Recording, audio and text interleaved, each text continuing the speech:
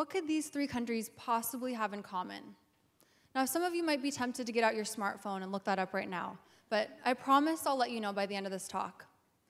So I want you all to think back to your early life experiences. I mean, way back.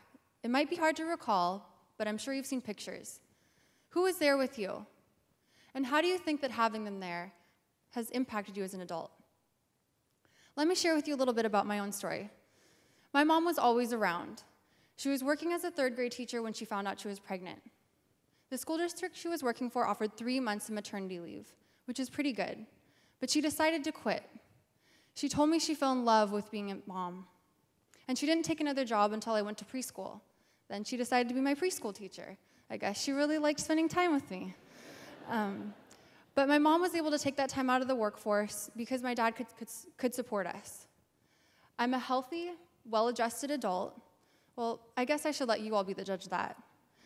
But from what I've learned studying public health, I now attribute that to the fact that my parents were able to provide me a good, solid start in life.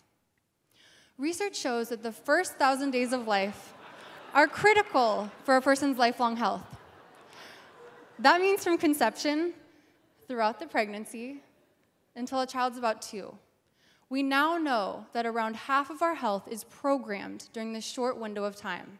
Half of our health, that's a big deal. There's also evidence that shows that the quality of nurture and care during these first 1,000 days not only affects the health, but the social skills and the intellectual potential of a child for his or her whole lifetime. So for my thesis project, I spent the summer interviewing working moms about their experiences. And the things that I heard were heartbreaking. The women I spoke to work in all different professions and are in different income brackets. I met a woman named Fabiola who works in a physically demanding job.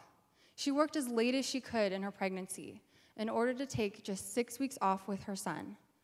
I also met Lori, a paralegal, who had to go back to work just 4 weeks after childbirth. She ended up having a C-section that cost her close to $10,000 in medical bills, and that was even after insurance. I also met Kristen, a lawyer. She was working on a court case late in her pregnancy, and she continued to work past her daughter's due date to finish up the trial. When I asked her why she didn't take time off beforehand, she told me the firm offered a very short leave, and she wanted to spend as much time as she could with her daughter after she was born. Unfortunately, these women's experiences are not uncommon. Most new mothers here in the US lack any paid leave. So some take unpaid leave, some quit, some even lose their jobs when they need them the most. Others are able to use their sick time, disability, or their vacation leave. But none of this is guaranteed, because many times it depends on your employer. Many of you in this room probably get paid family leave through your work.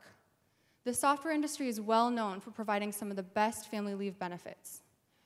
And for those of you who do get paid family leave, I urge you to take that time to care for your child. It's a lifelong investment that you will not regret. As things stand here in the US, not all children are given an equal start. When paid family leave is a luxury, like it is in our country today, some children start out at a disadvantage. When there's a false start in a race, we start over to make sure that it's fair. We can't do this with our children. For these reasons, paid family leave should not be a benefit for employers to bargain. It should be available for all. And that's how it is in most of the world. Most countries have public policy that guarantee moms, and in many countries dads, paid time off after childbirth, called paid family leave. This ensures that parents never have to choose between providing essential care for their child and their careers. By now, some of you may have gotten your smartphones out and found out what we have in common with Liberia and Papua New Guinea.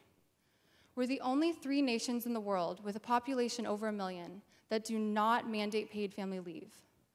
The United States is the only developed nation that does not guarantee this benefit. And I don't think that we should settle for this. It's unacceptable. And so if you want to learn what Washington State is doing to ensure that all working families here in our state have access to paid family leave, you can visit this website. Thank you.